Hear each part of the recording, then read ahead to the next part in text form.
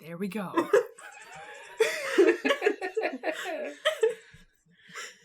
Now, if you're wondering why we're laughing, because this just became existent, it took 2 full minutes to get 5 seconds of silence. Good job, Jim. Just so you know. What is up, kids? It's me, Chelsea. Welcome back to my channel, and welcome back to another Disney Disgrace podcast with the same crew as before. We got Tara. Hi. And we have Jimothy. Hello. And today we are doing the world-renowned movie that no one knows because it sucks, Pocahontas 2, A Journey to a New World. There's no way this was world renowned. They No all one have knows. what is the subtitle? They all have like a little tagline. A little secondary thing that, except Subtitle, Hunchback, that was an yeah. afterthought because it's not on the original art or on the DVD. But and then they or on the realized box. we need a second tagline. It's like, crap, what are we gonna call this? Hunchback 2? Now we gotta spice it up a little Secret bit. of the Bell. Secret of the Bell. Even though I'm still mad about Hunchback. We're talking about Pocahontas 2 today, Journey to the New World. The basis for this one is Pocahontas now in winter for some reason. And A couple years but later. no one else is, because, okay, that gets weird too, because they're in winter and then they go to England and it's summer. Oh, because it takes 4 months to travel by boat. Oh, it doesn't say 4 months, it just kind of does a 4 months later. No. Yeah, no, it doesn't. No. But he's right. It takes a while. while. It takes a while. It just kind of goes night, day, and then you're there. But Yeah. it made it seem like 3 or 4 days instead of the actual time. But Pocahontas decides to go be, what is it, an ambassador of her Basically, people yeah. to the king of England and be like, yo, can you stop fucking our shit up? And they're like, nah, boo. So that's what this one's about. But let's start at the beginning. What did you guys initially think of how this started? So, the opening scene, the soldiers, when they were raiding his house, they did... Yeah, John Smith. Yeah. They, did anything but enter through the door. They, full armor, jumped through windows and, smashed everything, and it's like...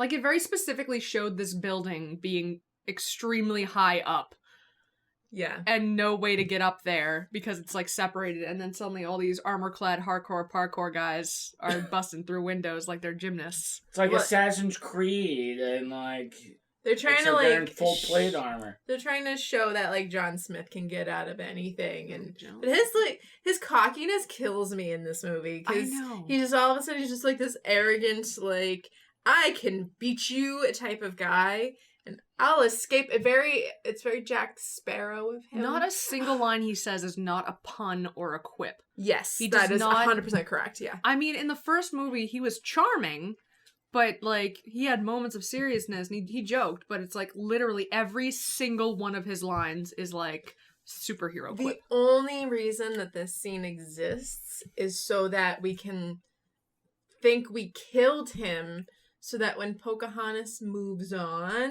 it's not It's not her being like, why aren't you with John Smith?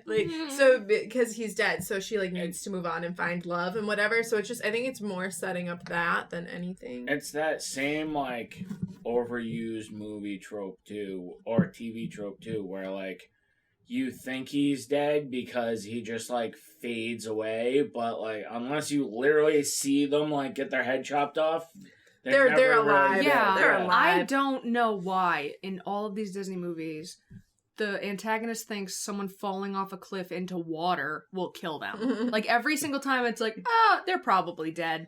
Let's not check. I know we've been chasing them, and they also the thing that ticked us off at the same exact time was that what's the fat guy's name? Radcliffe. At the end of the first movie, he was That's what I did the same tied thing. up. I'm didn't we, weren't we all in agreement at the end of the first film that Radcliffe was the bad guy? Yeah. He was and the they were bad taking him one. back to England to punish him. Yes, because to be charged with treason against the crown.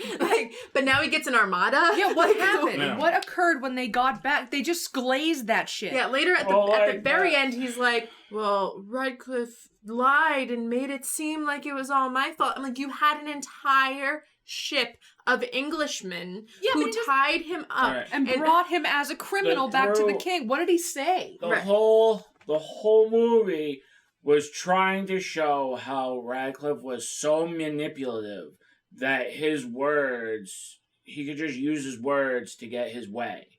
You know, so it's like, we're supposed to believe that during this 3 or 4 month journey back to England at the end of the first movie, that he manipulated the entire crew. But there was no To- indication. Watched him shoot John Smith. Yeah, Right. No one was on his side. Nobody. So- It's like he has a super villain level, like, power of Manipulation. Like, it is a manipulation. suspension of disbelief that I cannot get behind. There's Yeah. nothing. I would have preferred if, like, they pulled the thing like Little Mermaid 2 did, where it was like a sibling or a comrade or somebody who cared about him. for who, for my buddy. Yeah, they come I mean- home, Radcliffe is like executed or put into jail, and then they're determined to make John Smith actually look like the villain Mhm. because of the payment received. But it just doesn't make any sense, and it's just so like yada yada that it's frustrating initially because you're like, Yeah. why is he back? Yeah. Let's Like just we yada- beat you before. Yeah, Like, Significantly. yeah. Like, yeah, no, yeah, that was so bad. was No, really that frustrating. frustrated me so bad. You guys too. notice that he looks like Oogie Boogie? He does.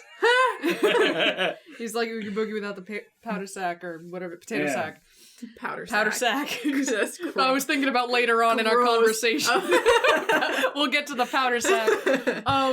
Also, the reintroduction of Pocahontas is so like all of these people are working hard, and she always talks about caring about her people, and then she's just like, I'm gonna just start a snowball fight and waste all this food that you're carrying. Like, Well, okay, but seriously, okay, so one, the tribe has grown significantly. There's like Yes. an obscene amount of Huge. women in that line. There's like, I'm like, how are there 500 of you?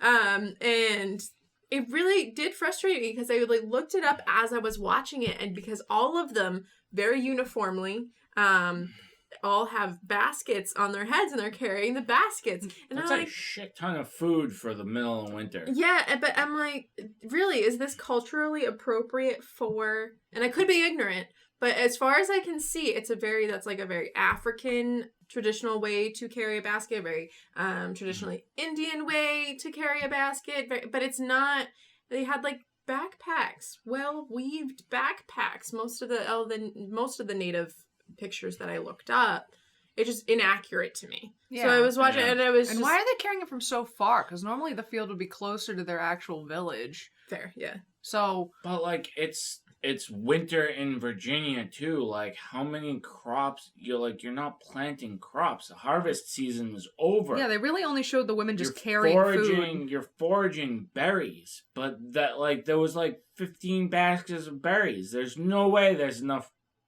that to sustain all them and the entirety of life in that area. Yeah, Yeah. I mean, I would have been a little happier if they showed some people like gathering the berries and some people like making No, clothes and some it people. was like an ant farm. It Yeah. was like hundreds of women just hundreds of women carrying carrying berries. baskets No, on their yeah, heads I mean, and I walking suppose in a that was in line. It should have grass. been a small group, and then maybe like a couple hunters returning with like Bambi's Right, 'cause dad in- or something. Bambi's dad. It's Bambi's mom. Easter egg there. Easter egg. That's how Bambi 2 ends.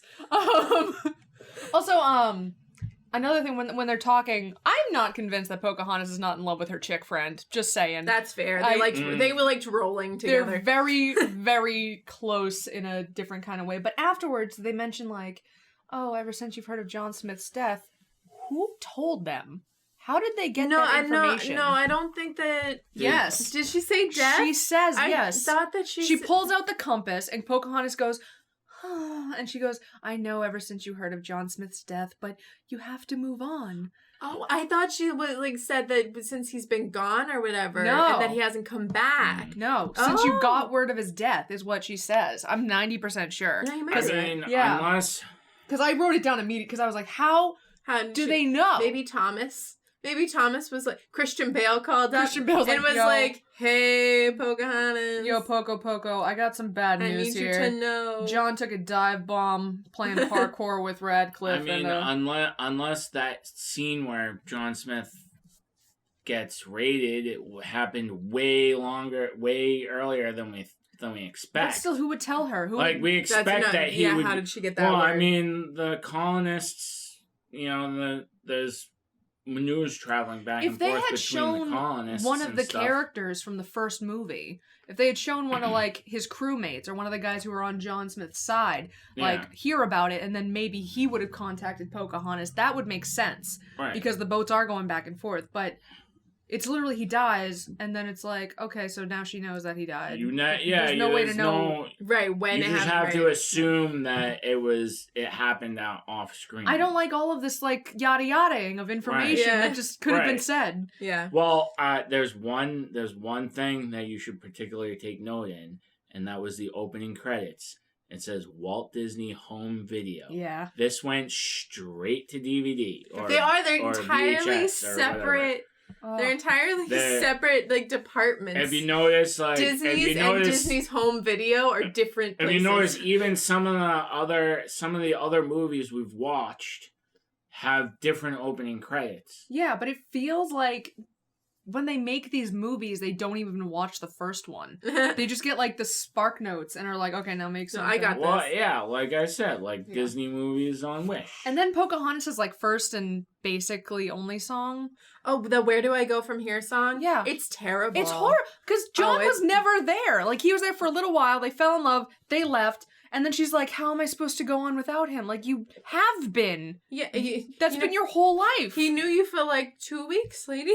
Dude. It's like it's trying to imply that their time together was so life-altering to her, now she doesn't know how to cope with it.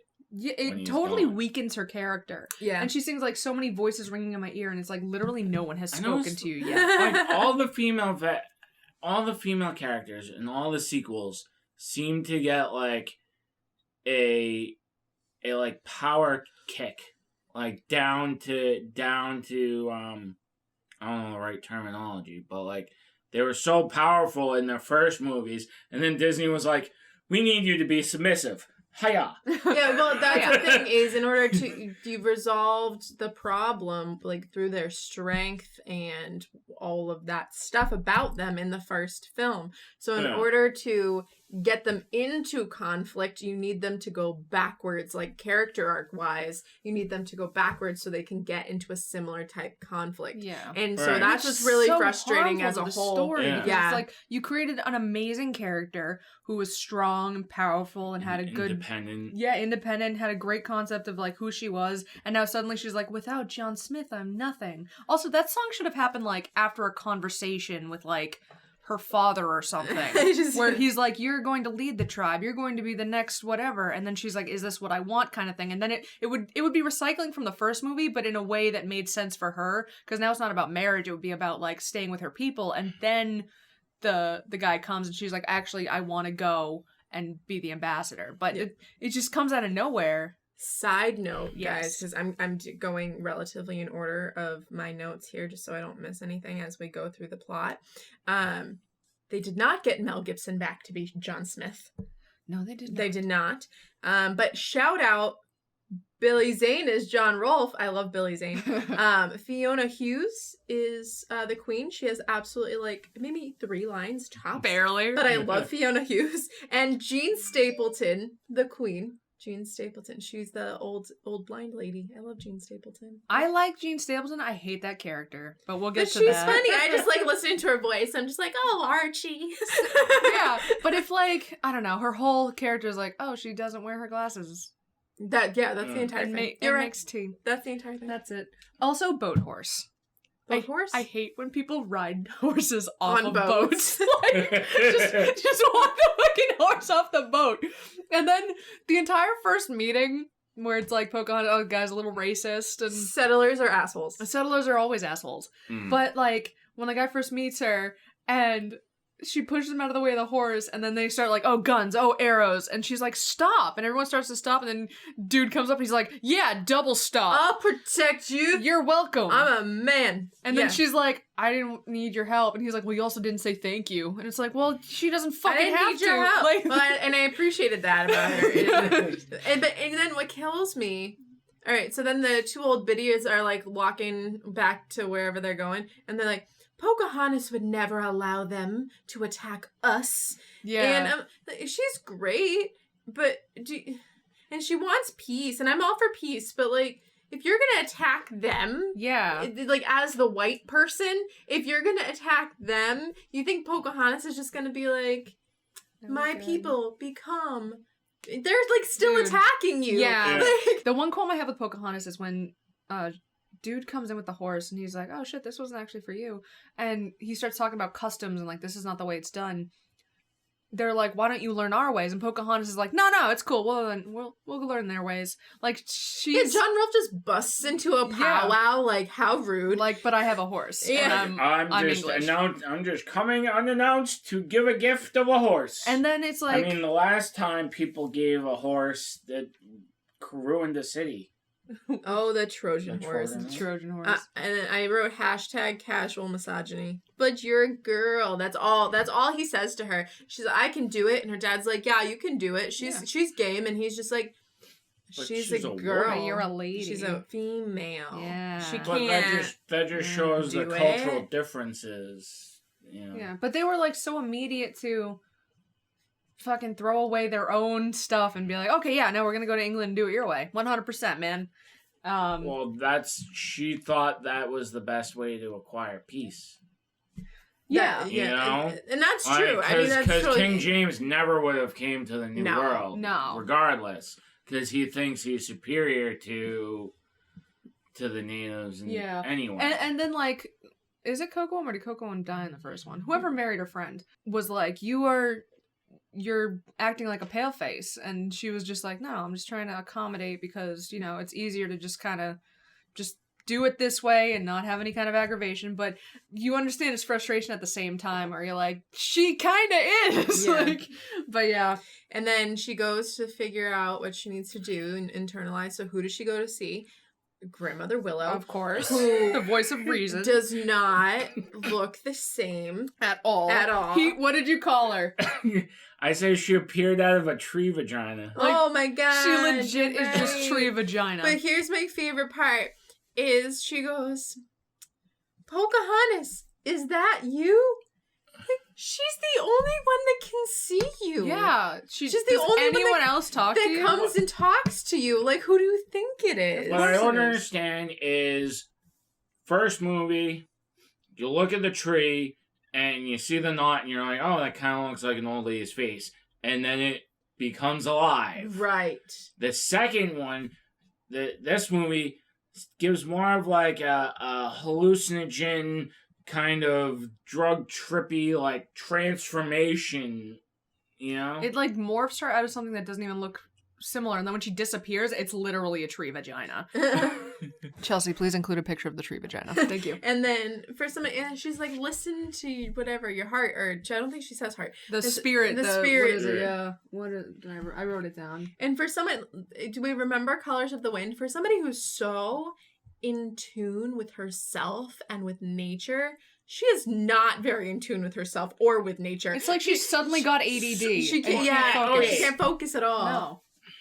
Where the fuck did the magical leaves come from? They're just, it's winter, there's no leaves everywhere, and then just magic leaves come floating in and drug trip, like they're carrying LSD in the wind. And then she just gets high and hallucinates and can see shadows in the ice. And then, like, Mother Willow just disappears. Yeah, without giving her any advice at all. No, she's just, like, listening to the spirit, and she's like, I can't do it. And then she opens her eyes, and the Willow's gone. And she's like, oh. So, like, the bad part about that is, like, it would have been cool because it feels like, in that moment, maybe Pocahontas disconnected from the spirit, and that's why she can't see Mother Willow anymore. Mm-hmm. But then Mother Willow comes the fuck back and watches her leave. And totally disregards that whole moment, which could have been a legit moment. And then it's like, never mind, she's just being a dick. It's like it's like all those other like the superhero movies where like Jim Gordon's talking to Batman and he turns his back and then he goes to continue the conversation and Batman just yeets off there. Yeah. Dude, another thing, I counted 3.5 minutes between Pocahontas talking to her friend and being sad of just the raccoon and dog making animal noises. and nothing else. I said, glad you're bringing the cute animals back. Oh, what? We're drowning the cute animals? I don't even remember what happened. I don't know, but it's just the fucking raccoon and the dog and the bird annoyed me throughout the entirety of the movie. I wish they didn't get on the boat. Like, it would have been so much better. Said Miko is actually Chelsea on boats. I do throw up on boats. Oh my god. Oh yeah, I just wrote this one. Does every shot of Pocahontas need to be her fucking posing for Vogue? Like So yeah, what the hell? It's like the scene comes in, everyone's hair is normal or whatever. Then it's a close up of Pocahontas, and it's like there's not a and single there's shot. like there's her hair's winding, blowing, and just it's all windy. When she's standing in the house, when she gets to England, there's a point where she's standing in the house and her hair is blowing. Like, seriously. Also, when they actually go to get on the boat, and the animals hide in her bag. Yeah. And she pulls all of the animals out of her bag. Yeah. Her bag is then empty. So the only thing she packed. and she unpacked them and got on the boat. And also the animals look over to stow away at a trunk. Yeah. So they look at the trunk and you're like, oh, they're gonna hide in the trunk. And then it cuts to the inside of the boat, and the hummingbird is inside a pillowcase, the pug is inside a rum barrel, and the raccoon is inside of a bucket. And it doesn't make any sense how they all separated and got there when they are looking at a trunk. That makes sense. We could get in this. Yeah. Fucking. And then the pug is drunk for a little bit. Also, John Rolfe does one nice thing, and Pocahontas is in love with him. He just says she's a guest of the king, and then they look at each other in the eyes for like a full minute. Now they're in love. Yeah, so again, I think that's the thing where they're expecting us to suspend our disbelief and think that after that 4 months passed and maybe they were like fallen in love. That was another thing I got mad about, is that you had that entire time and you didn't do one fucking sea shanty. Not one sea shanty. Well, I don't understand. Going back to her luggage thing. Yes. She has that one bag. Kicks the animals out of it. It's empty. Nothing else. That might explain why she didn't change her outfit throughout Where the the movie. fuck did she get the no sleeved sleeveless dress? She had sleeves. She had it underneath. So she had her dress, and then the underneath was like the winter clothes. Yeah, so she just took off the under part. Yeah, because it's the same dress. Yeah. Oh. Yeah.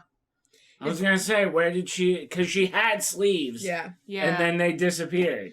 So we get to London, right? Because Yes. that boat scene is very short. We Yes. get to London very quickly. No sea shanty. And as soon as they start singing this London London song when everything's for sale and they rhyme carriages with something and onions it's because onions, they need something to rhyme with whatever the Yeah. other word was, but I don't know what it is. And I was like, I hate this. I hate this. It's literally like we sell everything. Everything is for sale. It's Discount Name your Beauty price. and the Beast It's song. like I can't remember the name of the song. It's like we want that same song that was in the Beauty and the Beast, where all the town folk are Bonjour. singing Bonjour. about Bread. except English version, and then they gave it to like Discount, composer. Yeah. And then everybody's getting so like angry and prejudiced so quickly as Very she's fast. running through like London, and she says something about it's everything I've heard about London, and I'm like, girl, you haven't heard shit about London. No. Get down from that giant tree. They're about ready to like kill you. Yeah. They're The just tree gonna that I hang you or put you in The shackles tree or that I something. expected Grandma Willow to come out of, because it looked exactly like the hole in the tree looked exactly like it was gonna morph into her And then and give her some like weird like English advice and then or whatever. when they're not saying that they'll sell stuff, they're just like oogling I her. literally wrote the word oogling. I wrote They're just like, look at her skirt, look at her legs. 40% of the song is just guys oogling at her. Sexism is alive and well. I just everybody. wanted to. I said we should rename this movie to Pocahontas and the Constant Phantom Wind. But what I had a problem with is she's running through the streets and she sees the bear chained on a barrel and has nothing to say about it. She walks by that circus. She pets it or something, doesn't she? She walks No. right up to it and then she walks away from it. No problem with it. Foreshadowing. Yeah, but wouldn't you think that she'd see an animal in like a fucking bad situation like that and be like, Well, what are yeah, you doing? but I mean, if you saw guys oogling you and other people being racist and then a bear. But she's What not. would She's be happy. your- She's yeah. not listening to them or acknowledging them whatsoever. She's so happy. She's just enjoying her time and running around London like she's a friggin' Peter Pan jumping on rooftops. And then even the women are like, "Don't look, she's Don't look at half her. naked. She's a whore." Also, then our buddy shows up and Talks to the king. just doesn't seem shows up while they're like walking around London and doesn't seem to remember Pocahontas at all. Doesn't really acknowledge, because she goes, "You," and then he's just like, "Yes, we'll go see the king later, alright," and just doesn't acknowledge that he's like, "Oh yeah, I remember you, you're Pocahontas, why'd they bring you?" Has no kind of reaction to her whatsoever. Later on, he's like, "That bitch." Later on, yeah, but like the initial reaction, I feel like he should have, like, he's a bad guy. He should have been like, "You back." Just You. at each other. I just Yeah. keep every third line I just write. I'm so sick of the raccoon. And then he goes and he talks to the king to try to like set up her like failure and whatever, and be like, let's invite her to this thing so that she can show what a savage she is and blah blah blah. And the king, I just wrote, the king is stupid. The king is stupid. The king is stupid, and that's I don't even remember what he It's said. the same fucking king from Robin Hood, He's except just- as a human instead of a lion. He's stupid. He's stupid. Why does stupid kings always get hot wives? Wasn't the same. No, the character is the same goofy, stupid king. Who Oh, thinks they he's right. portray all the kings. Yeah, like it's that. dumb. And then he's like, Also, I wrote, if you're playing chess against the king, you should not win. and Because Radcliffe is just like, check. And it's just like, well, this king would obviously not enjoy you winning. then the king's like, "All right, John Rolfe, you bring her over for dinner." And John Rolfe's like, "What am I supposed to do? I need to teach her how to be civilized." Yeah. Because she's the one that has issues. Because she's a savage. That was the other one I 'Cause wrote. Obviously. It's just like Pocahontas is so keen to learn their ways, but gets upset when her tribe expects them to learn a little bit. Also, he walks out of a window at one part. Like, there's no door. When she's in the field, when she's in, like, not the field, the backyard, and she has that rose for no reason that came from nowhere, he walks out of the window. Because it's like, it's a box, but there's no, like, step. It's just an open window. He just walks out of the window. Walks up to her. I think I missed that part. Yeah. They get her dressed. When they get her dressed, and she's like, "How do I look?" And she's like in her undergarments. Yeah. What? And he's all like embarrassed and In your stuff. underwear. And he's, "Well, you're great in your underwear, Mrs. Whatever. Come deal with this." Mrs. But Jenkins. she's wearing more clothes Yeah. than her real clothes. And he's upset. And then Well, He noted it's the that skirt weird part. it's that weird signifying thing of like, you know, oh, this is your culture's clothes. That's appropriate for your culture or who you are. You know, versus this is underwear in my culture, so I'm offended.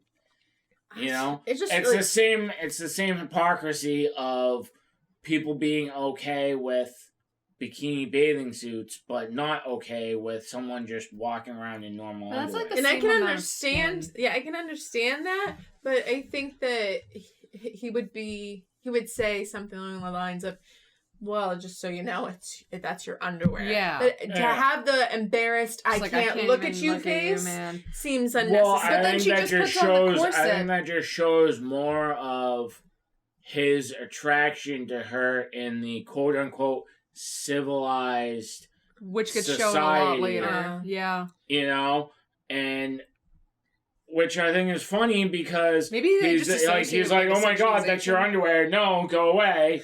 And then I and then can't she find you puts- sexy. and then Mrs. Jenkins is like, "Oh, we need to get you dressed. Here's a corset. Here's a hoop skirt. We don't need the actual dress for you. Go back." And then he's cool with it. Yeah. It's like she barely added anything. Also, I said the dressing song is so dumb. One of the lines is, "They'll be so impressed you came down from the trees," and John has a fondness of girls with curls. Those are two lines from the Getting Dressed song. Oh, So, like, they'll be so impressed you came down from the trees. What the fuck? Well, because it's basically just saying like, "Oh, you were an animal, but you've evolved it's now. so bad. Now that you're in our culture, you're more evolved. Oh, you're civilized. You're evolved. you're no longer a savage. It's so offensive, though. No, because when you watch it, I think when you watch the first one, you can see really who's the real savage here. Do you know what I mean? You're calling them savages, but this is the way you're behaving. And I think it makes that point very well. Where I think in this, it doesn't make that point. You know what I mean? It makes it seem like they're being genuine from even the good people, the Mrs. Jenkins and the John Rolfe. It makes it seem like they actually believe that, and not that it's them being ignorant, that it's them being genuine, that, you know, you were a savage there and now you're not here because you're doing things our way. Yeah, it will change you to be more civilized. And that's just awful, because and they're not accepting her heritage almost at all until the very, very, very end. And it's only like the couple of them. Right. And it's not even the majority of people. Everybody still thinks... Oh, I think, you know, at the end you walk away and you're like, all these English people still think they're right. You almost, you kind of have to think of it. You kind of have to think of it in the context of the time period too, because that's very much how it was. Yeah. But it is that same juxtaposition of like, we think of, you know, the English think of themselves as proper and civilized, and the natives are quote-unquote savages, but really the English were the ones that were doing everything brutal. It's just a second society. You know. Which leads me to the point of when Pocahontas takes off her necklace so easily. That's what I said. The hair, the clothes, the makeup that makes her a bunch of shades whiter. And fuck that new necklace. Fuck that new necklace. In the whole movie, the first movie, that necklace had so much meaning and so much, like, attachment to her people. Like, that should have been the one thing that she was like, no, this represents my people. I need to keep this part of me. That one thing. But, like, she so easily just took it off and replaced it. I think she's so willing to get peace for her people. She's willing to sacrifice her. You shouldn't. She's so willing to sacrifice her own identity to get peace. Not the one from the first movie. She would have. No, I know. But I mean, I think that's the point that they're trying to make in this one. Yeah. Is that she wants peace over everything, that she's willing to sacrifice her own identity to achieve it. Yeah, that's not the Pocahontas that we know, though, and that's why it's terrible. But I mean, you know, you also have Mrs. Jenkins, who's basically Mrs. Potts. Yeah. That's true. There is one thing I will give this movie that made me laugh my ass off, is I thought you were getting dressed to the bodyguard, and he turns and points, and he put two rectangles on his face. I was like, okay. I love the bodyguard guy. He's my favorite character. Going back to Pocahontas when she's all dressed up. So, when she was dressed in the Native American clothes, she almost kind of towered over people, like she had a presence of self-identity and whatnot. Mm-hmm. And then when she was dressed in the English version, she was shorter than John Rolfe was. So it's weird that, like, her civilized self, she became, like, shorter, more subservient. Yeah, even though she was wearing heels. It's weird. Yeah. Because she was taller than him. Right. Yeah. But if you look, when she's fully dressed, she's shorter than him. Yeah. I wrote, what is it? Umayal, I'm gonna get me some at the party. Oh yeah, the fucking bodyguard. When they get to the party and they get surrounded by women, and he's just like, He's the best. I have a problem with that, with him too. And not his actions or whatever, but they're so hung up on Pocahontas being integrated and civilized, and they just leave him alone. And they leave him alone. Like the whole point was to kind of humiliate both of them by making them, like, change who they are. But it's but her bodyguard's not. But you know what's hilarious, and I really loved this, actually, is when he ripped the shirt off of the dude that was announcing them, and he took it for himself. You have to wear a shirt. And he's like, I got it! And the guy just stays there. The guy, I don't know where his shirt came from, because then it's maybe like 30 seconds later, and all of a sudden he has a shirt again, and I'm like, did he give it back? But then big guy also has a shirt on, so I'm like, where'd your shirt come from, bro? He's gotta have a shirt. Yeah. Side note, consistency, gray men equal evil men. Yes. Because the bear baiter, it is gray in color. Yeah, I wrote, first of all, there's no way she learned that whole dance in a couple I of said hours. she picked up that dancing real quick, huh? Mad quick. In Yeah. heels? No. No, thank you. And then I just wrote discount Hunchback Festival of Fools song. Yes. That whole song was just the Festival of Fools song for bears. Yeah, but John Rolfe's whole purpose was to kind of teach her how to be so. Is there an off-screen chance that he taught her a couple of dances? No, Or because Mrs. they said at dinner Jenkins did tonight. or whatever? Yeah. Oh. So she learned that in one night? I mean, I don't know. She's- How she's complicated real is good. ballroom dancing? Barely. I can't For do someone it. who's never even heard of ballroom dancing. My girl's got, than me, I got 2 left feet, so Yeah, I can't no. do it. So yeah, they do the Festival of Fools song. Was bear baiting a real thing? Yes, it was. Really? It's very disturbing. Side note, bro, our bodyguard, apparently can keep up with a running horse because he always runs next to the carriage. Yes. He's never in it. Yes, exactly 1 horsepower. So bear baiting is a thing. It's really evil, and they basically just tie up a bear and then kill it. Nice. For fun. I'm not sure what the fun part is. I mean, bear baiting is not funny. It is not fun. It's not cool, but it is a favorite of the pastime for rich people. You would think that at least one other person, when seeing Pocahontas, be like, "This is unacceptable." Will be like, "Yeah, it kind of is."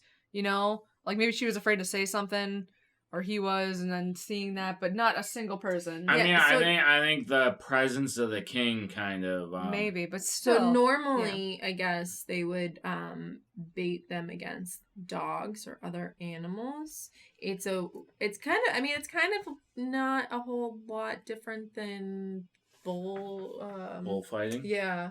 Yeah. They in ancient times they would execute humans that way too. That's fun. Mm-hmm. People are evil. Yeah, it's really awful. And so the king, meanwhile, is like shitty drunk.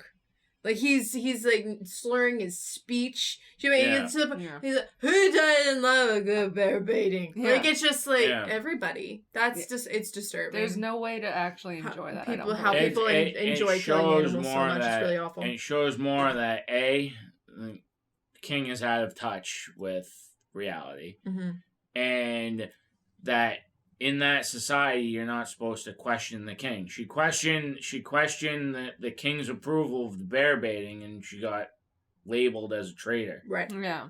Which is fun.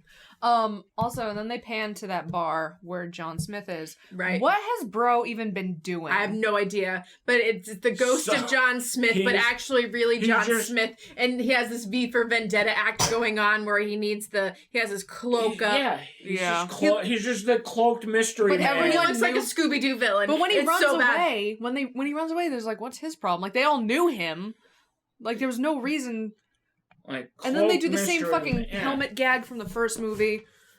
Let's see. So John Smith shows up, dude's like, who is it? And he just like walks in without introducing himself really quickly towards him in a threatening manner. And then they're in cahoots. It's a V for the Vendetta. Yeah. John Smith just hops back into the picture okay, babe, let's pick up where we left off. Basically. Yeah. I'm happier alive, but now I'm conflicted. And then there's like a 5-minute pissing match between the two of them, killing guards. Where John Rolfe was like, "Look at me, be fancy." Cue the pissing match. Yes, I wrote pissing match too. Well, I was like, that's weird that they just instantly fight over moral obligations that Pocahontas should be doing. Yeah, you know, like one wanted her to be true to herself, and the other one wanted her to fall in line with everything, and like they literally were gonna fight to the death over that switches.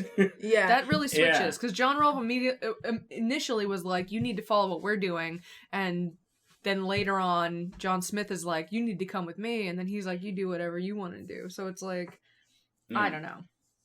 Yeah, I love how they have so many people to fight when they're trying to rescue her, and it's a G movie, so they have to. I might be PG, but so they have to not kill them. Yeah, So they just like knock so them down into hay. I'm just gonna take this tree log and hum it at four guys at once.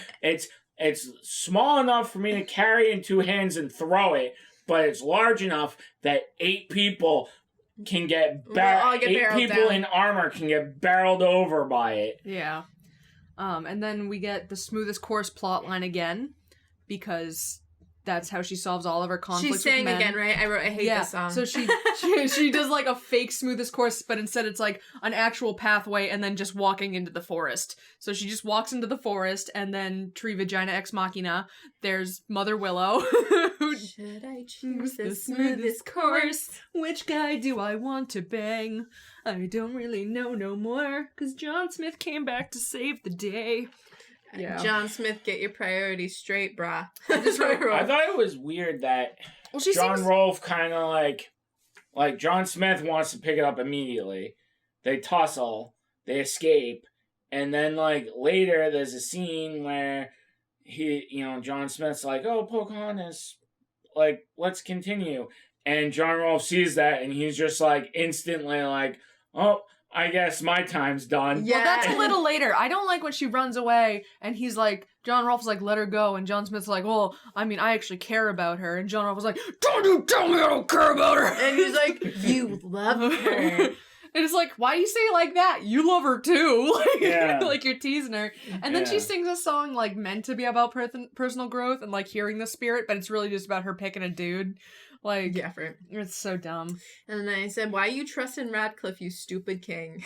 Yeah. Like, seriously, why does he trust this man? There's no reason. Also, Pocahontas finally is like, you know what? I'm gonna just bust in there. I'm gonna bust in there. I'm gonna tell him what's what. And then of course John Smith is like, and you thought I was dead. And they're all like, oh, he's the hero. And it's like, can one of you guys fucking let Pocahontas have a moment? John Smith has been reduced to a fake ghost and bad puns. Yes. I meant the final battle. I mentioned bad pun battle. Yeah. Yeah, because all he does is just say bad puns as he's like fighting. And then they change the king's mind within 2 seconds of just like John Smith being like, yo, I'm alive. Oh, really? He's like, so he's alive. Yeah, you're alive, which means he's a liar, which means he's evil, which means I shouldn't have given him an armada, which means it came all so fast. Right. Yeah, it was like, it's like instant. It's like this one lie led to topples his whole world. Yeah. Means nothing. But instead of sending the king's men, which Radcliffe would still listen to and acknowledge, they send John Smith, John Rolfe, and Pocahontas to go stop the armada, which he'll see them coming and be like, oh, let's go. But if he sees the king, he'd probably be like, oh, he probably needs something. And then the king actually does go down there just to perform an arrest, which I don't think kings tend to do. How many, like, you would think there would be, like, all these guards and like, palace guards, city guards, or whatever. The king can't say, like, guards, go to the wharf and stop the Radcliffe's armada from leaving. Like, wouldn't you be more scared of seeing like the entirety of all these guards like running up to the docks? He just wants his armada. He just wants his. He just wants to kill things. Because I mean, they already showed that there was no gold, which was, I think that was the lie that he's like, oh wait, there's no gold. Oh, that's what. Yeah, because John Smith's like, I was there. There's no gold. There was no real reason either, because he didn't have any anger against the Indians, except everyone was like, oh, they're savages, that's why we want to kill them. But the king's main motivation was gold, because the whole time you talk about the king, he's like, oh, well, prove she's not a savage. Oh, she's acting like a savage. Oh, they're being savages. We need to take them out. But the only time he changes his mind is when they mention gold at the very end. So, like, did he ever want the gold? Like, the gold was the main motivation. Modification. It's the king's modification. But they're the way they justified taking the gold was saying they're lesser than us, they're savages. They don't deserve They're lesser than us. They don't deserve this God-given like precious metal. Yeah. We are better, we deserve it, we need to take it. That is so once the whole lie unraveled, like, oh, John Smith didn't really die. Like, Radcliffe was lying about the gold.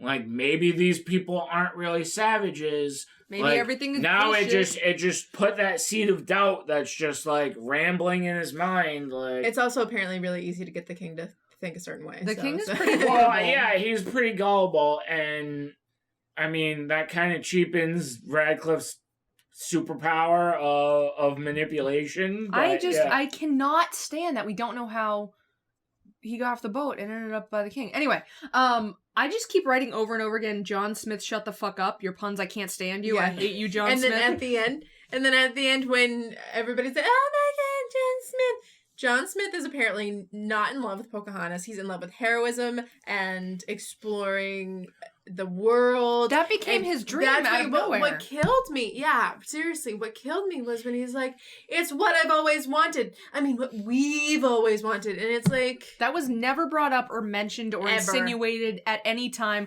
Like, his whole character was wanting to lead the troop. No, that's it. Okay, so the first movie, you kind of get that because he leaves England, comes to America. I mean, he says he's looking for adventure. It's like they're creating this like Jamestown, and you know, forming this new colony and community or whatever. So that kind of showed his adventurous side.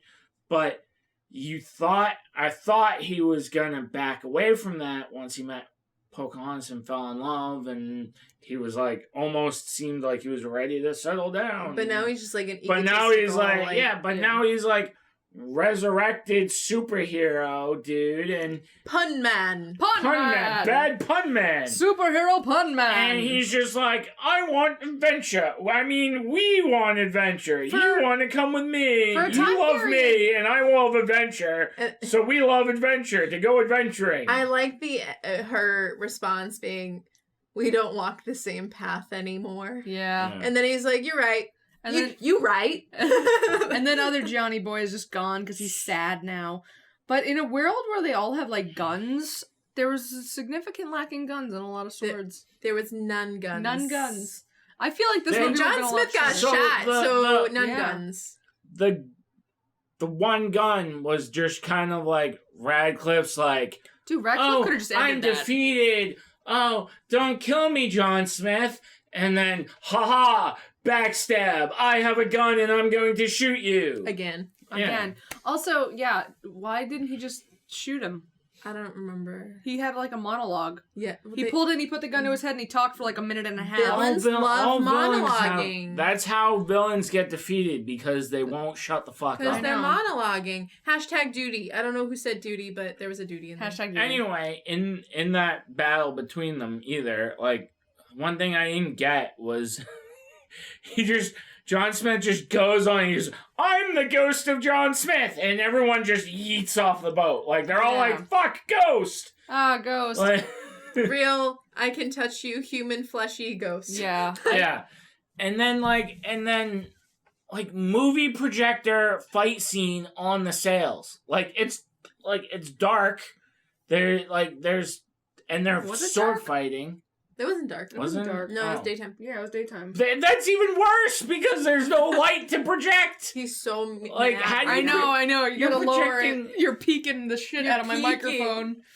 But they're like, it's okay. So it's daytime. Out of all of the movies we've watched, you have spoken less in the first two, and you said you liked this one the most. So I don't know why you're so mad. I'm heated. I think this one's so. It's just bad. It's the whole movie was terrible in the other ones. The whole plot was awful. I think that this one kind of it kind of moves in the same direction. It just has spots that are just not correct. No, so I think that the first two were genuinely crappy films.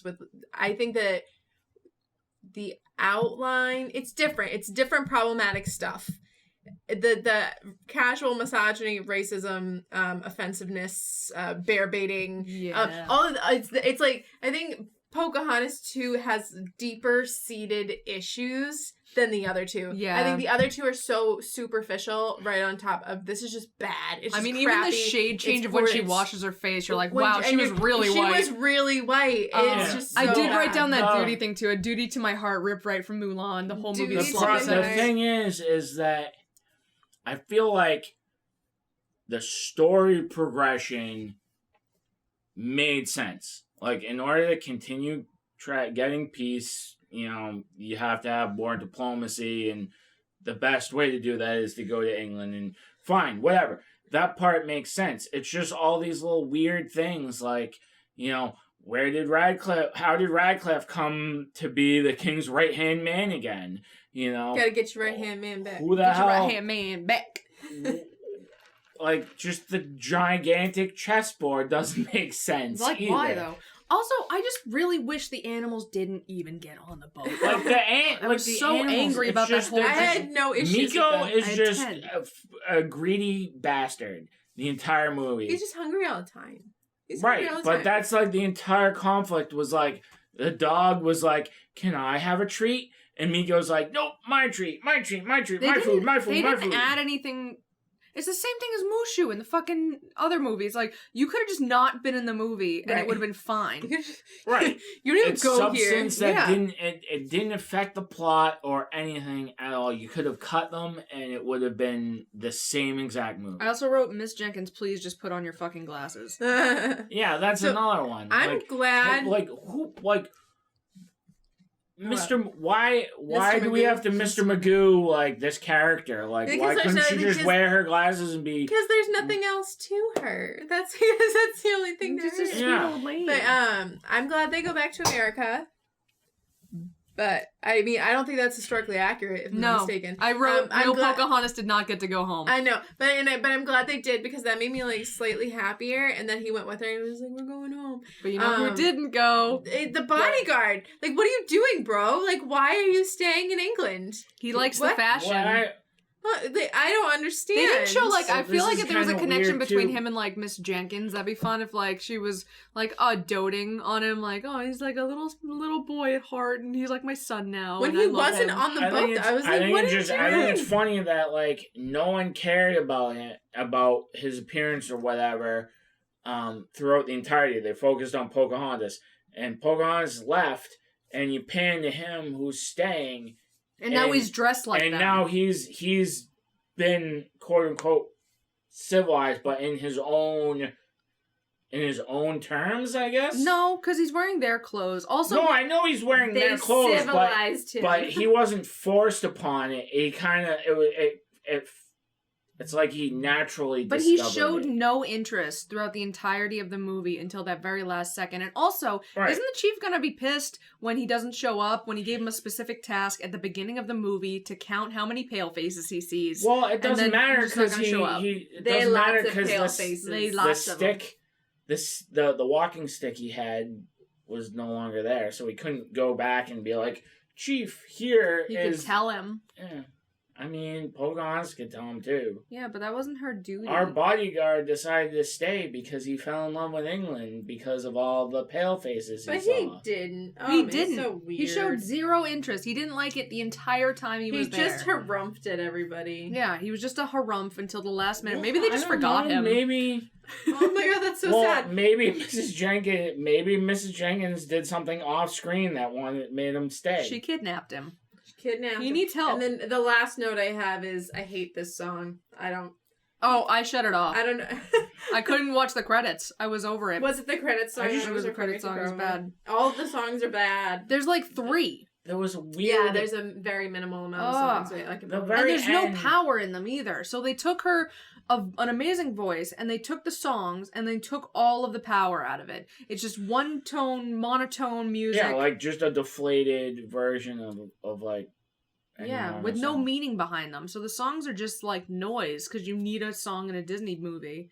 What was it? There's still like only 5 songs, Yeah, that's a consistent theme of all the sequels where they only have like 5 songs. So there's Where Do I Go From Here, which we hate. That What a song's Day in stupid. London, which we hate. Yep. Wait Till He Sees You, which we hate. Oh, Things are not what they appear, which is that one that we hate. Yeah. And then the last one is Between Two Worlds, which I'm sure is the last one I was referring to when I said I hate this song, but I couldn't even tell you about it. I think it's the credit song. Yeah, it's the credit song, and I shut it off immediately because it's horrible. All of the music in this movie is horrible. We just kind of rolled right into this next viewing. We just started watching Little Mermaid too. What didn't make sense to me though is the very end, where like the ship was computer animated. Oh yeah, there's like random CGI in the sails. Is this at the very end? Just the sail, yeah, like just the sails last fall, scene in the and sail. it's like the sails are computer. The sails are 3D, and the rest of the animation is flat. Yeah, it's so weird how they just unfold like outside, like it's not even part of the same movie. Yeah. And it was only that one, like, it would have been better if it was every ship had, like, some weird detail like that or whatever, but it was only the very end, like they're like, we have $100 to spend on computer graphics. What should we spend it on? They're like, the ending scene of the sails. Yeah. But, no, I mean, to wrap up, I would say that fucking music's horrible. The characters, I mean, I didn't like John Rolfe at all. They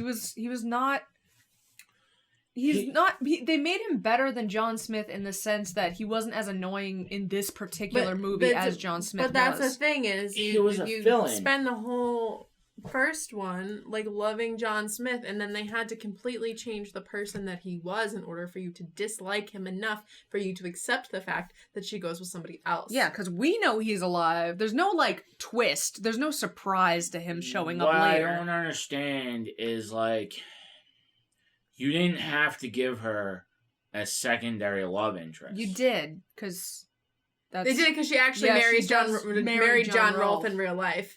They're trying to have some kind of historical accuracy, even though it's very minimal. Now they're aiming for historical accuracy. Yeah, also, John Rolfe doesn't go back to her land with her. He just kind of marries her. And she's also, 15? I don't know. I can look her up. 1 second. I think he was in his late 20s, and she was, 15 years old.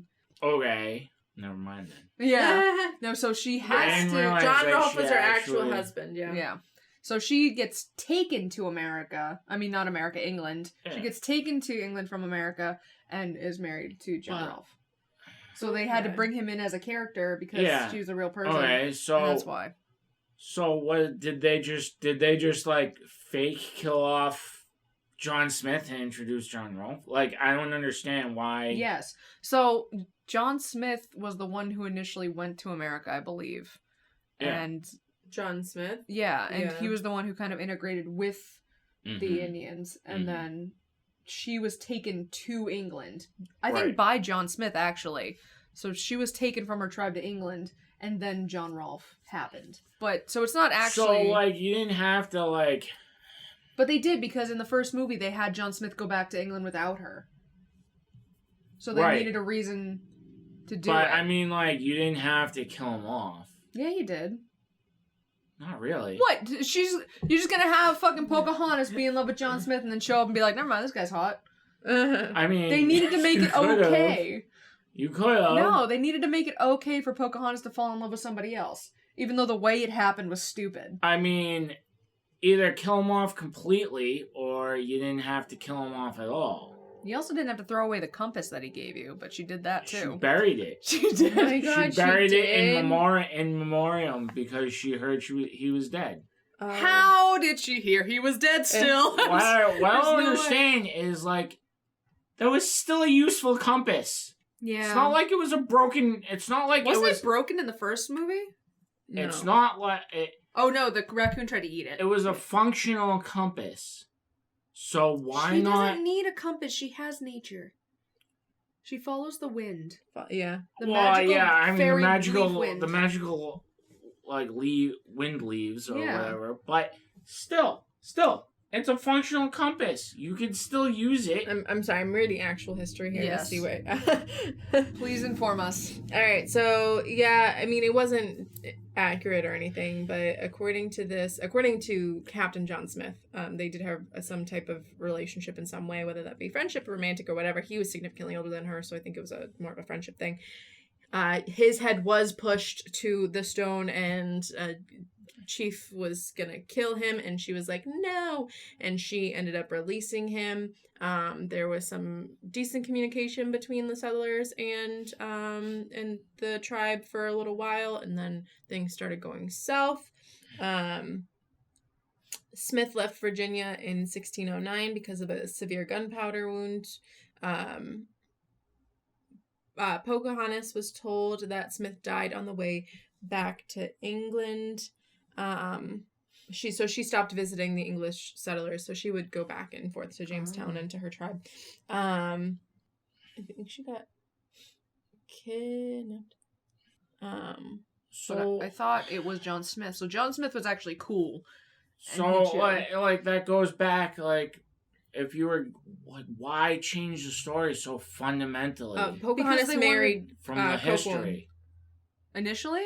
Yeah, well, this is after. Well, she first married Cockholm, and then when she was brought to England, she married John Rolfe.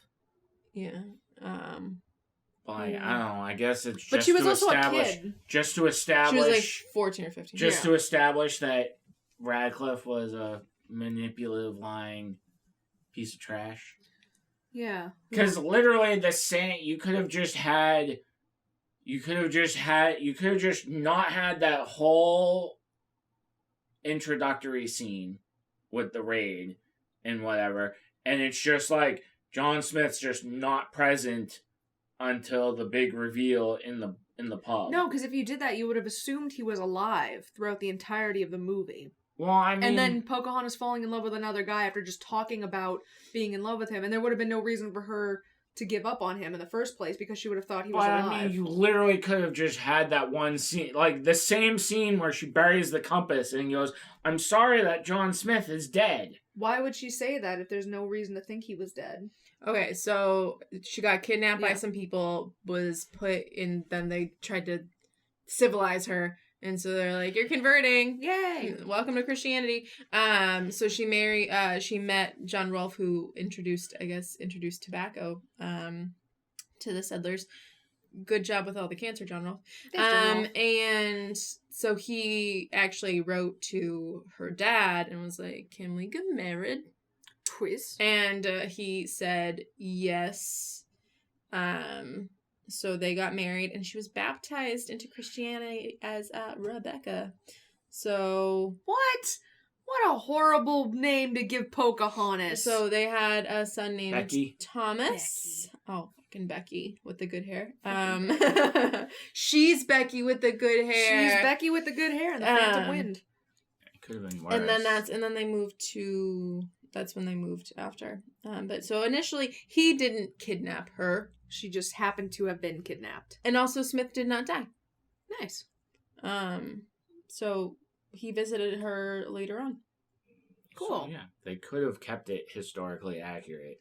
I think it would have been for an interesting story if it was actually like a friendship more than like a love interest, and then in the second movie it became a love interest. If John Smith was just like cool and wanted to learn from her people. She died when she was 21. Wow. From what? Dysentery. I said seriously ill. Upper respiratory ailment such as pneumonia. Yeah, I was going to say pneumonia. The flu.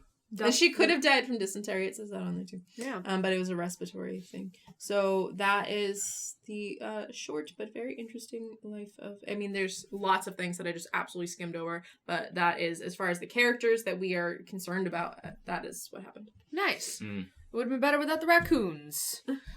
So yeah, no, I don't like this movie. No, I really... That's like I said, I think it's the most watchable... because of the issues. Yeah. There's a lot in it that's very frustrating because it's like, just like, why do you gotta... It's unnecessary, like, offense that you just sprinkle in for no reason. Yeah. That makes it a bad taste in your mouth. I mean, out of the three of them, it's animated the best. And for sure. And it has the most flow, but the songs are so lazy and it's not even recycled. It's just like lackluster, bland... Ugh. And the characters introduced, it's bad when the best character is the one that doesn't say a single thing throughout the entire movie. He's just quietly there and it's great. And runs like a horse. And runs like 1 horsepower of a man. The king's Just annoying. trotting along. The queen needed more time. She had no lines, and she was the only one with a brain. Yeah. So it was. Well, that kind of shows that once again shows in that society that women are not valued in the same regards as like the natives valued their women or whatever. You know, she was fair point. She was the most logical person, and she has 2 lines in the entire in the entirety of the movie. And so, I would love to have heard her speak. And then you're right. Comparatively, when you look at like Chief Powhatan, and he's like, "I'll send my daughter. She got you. She good. And give her that horse." And you have the Englishman going, "But she's a girl." I would have wanted like a moment where the queen speaks with Pocahontas. Like if they took Pocahontas to the jail and there was like a moment where the queen came in and like had a talk with her, that would have been amazing. Yeah, I would have really liked that. But they just kind of like, "You go ahead and talk, girl," and then they were just like, "Oh, queen says it's cool, so I guess it's fine." Yeah. But I don't know. There's just, it's more of a salty feeling, because this one I can sit down and watch and be like, all right, I get the entertainment value of it. It's just the movie itself is terrible. It's like the plot, it's lazy. It's just lazy. It's like the plot connects more thoroughly than with the first one than any of the other. Yeah, sequels. I mean, it all makes sense. It fundamentally flows. It continues. It's just bad execution. Like, I feel like if they put 30% more effort into it, and maybe that's all. Maybe all it needed was them to say, "Hey, let's make this a theatrical release instead of a home video release."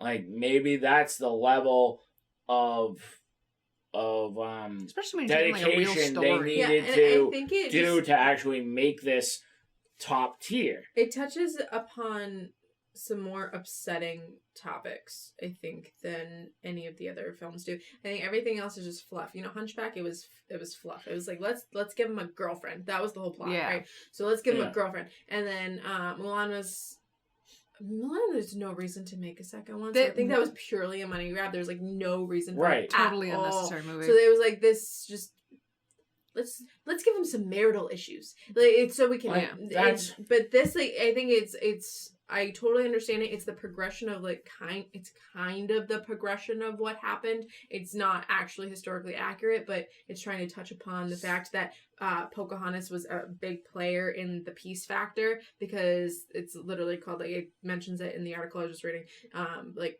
Pocahontas's like period of peace. Like she was credited with so much of that, and I think it's valid to bring that up because they didn't have the opportunity to go into that in the first one, because it was about that, but it was also about the love story, and it was also about whatever.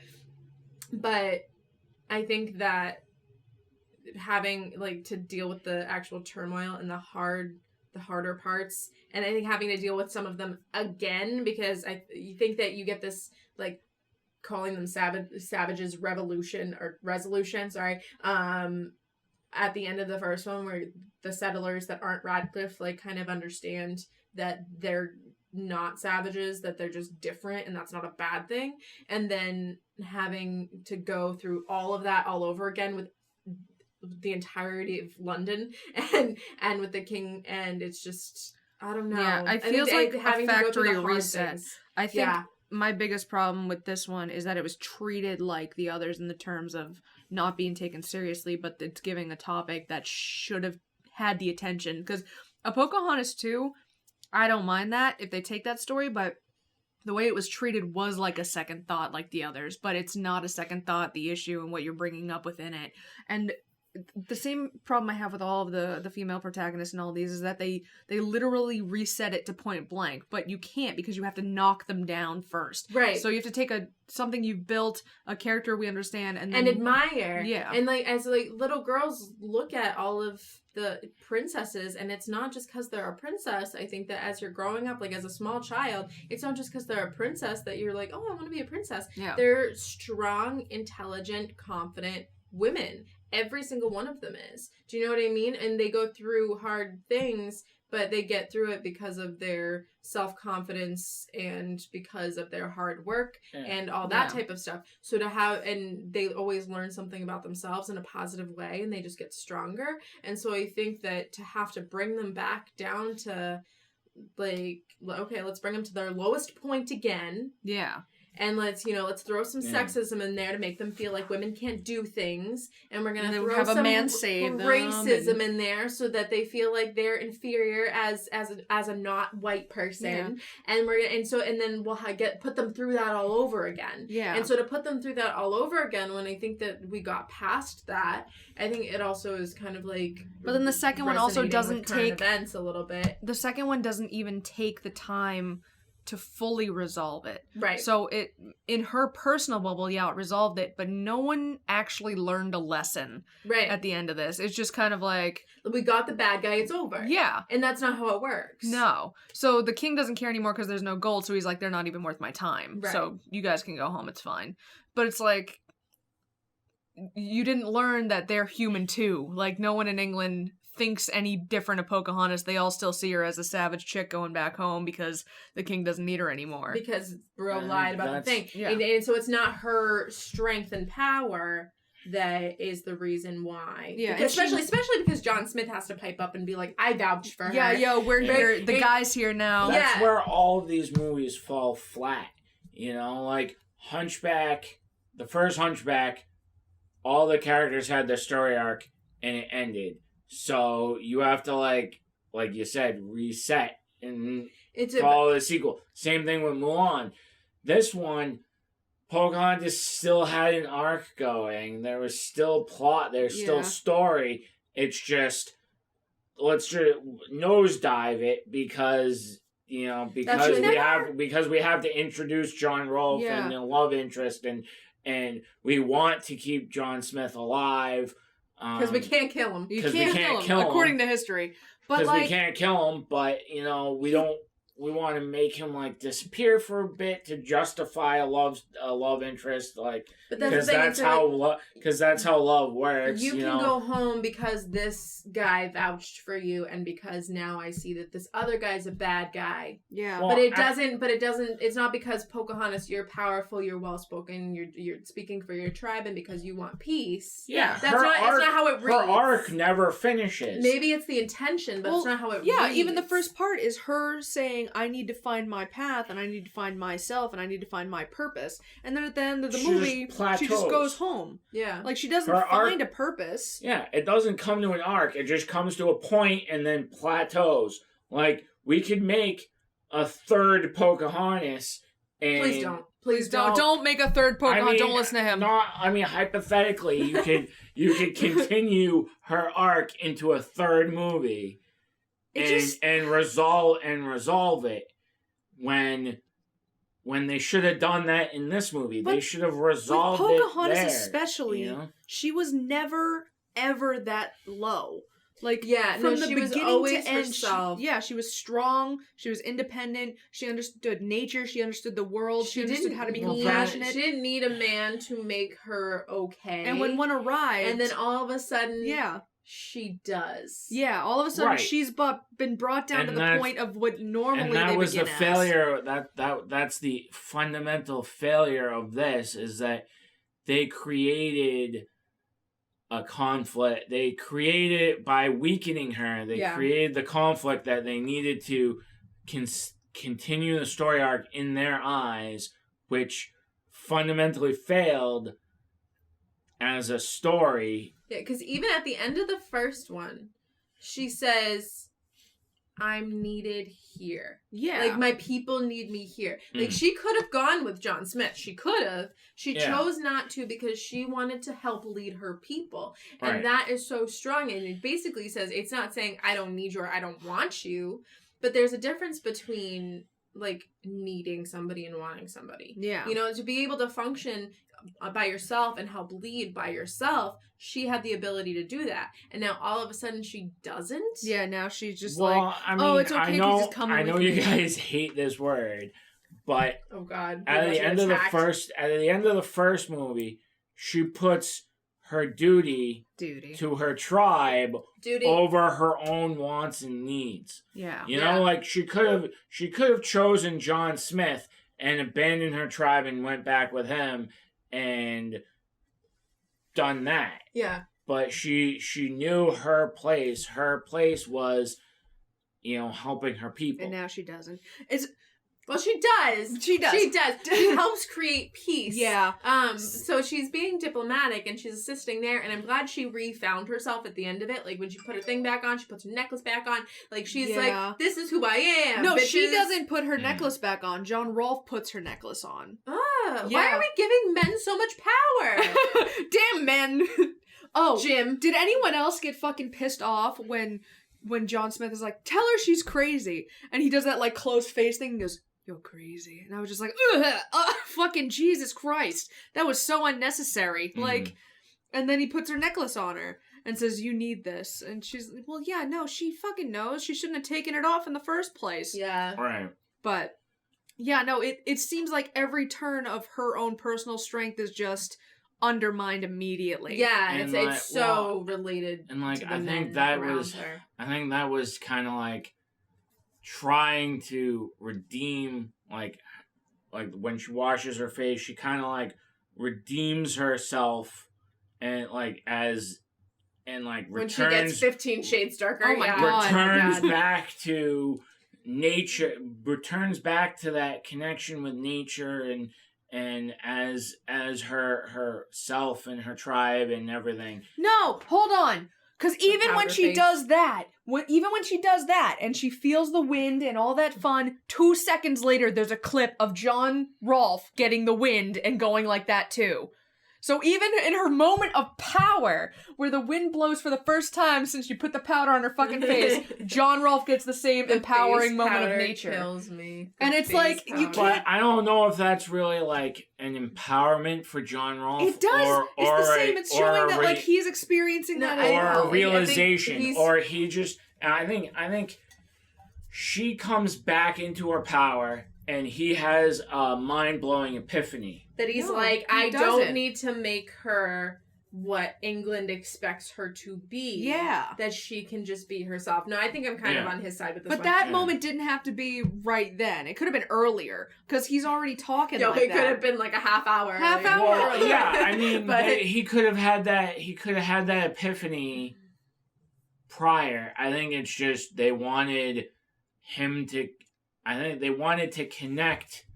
They wanted to have that They wanted to have moment. the dots. Yeah, they but wanted to after have like the dots 30 scenes of her not having her own moment, and then she can't even share like that moment. It's like thing. Well, it's like they have to connect they wanted a way to connect the dots between him going, she can be her own person, and her being like, I can be my own person. So they kind of both have that same moment at the exact same time. Yeah, with the wind. Just like, because it's every single one of her moments. She's like the wind. She's like the wind. Well, I mean, there's multicolored leaves just blowing around everywhere. Yeah, that really made sense in the first movie because all of the trees had the same kind of leaves. And now it's just like random wind. Yeah. Pocahontas and the Phantom Wind. Yeah. That's basically the whole movie. Legit. Alright, so it looks like we're over an hour here. We can probably wrap this one up. Tell us what you guys thought about Pocahontas 2 if you've seen it. If you haven't, don't bother. It sucks, as you can tell from our wonderful rants. Write down in the comments any other sequels you would like us to take a look at, any Disney movies that you love or hate. Give us your opinions. Be sure to like, comment, and subscribe. And until next time, we'll be around. Ciao, kittens! Say bye. Later. Rude.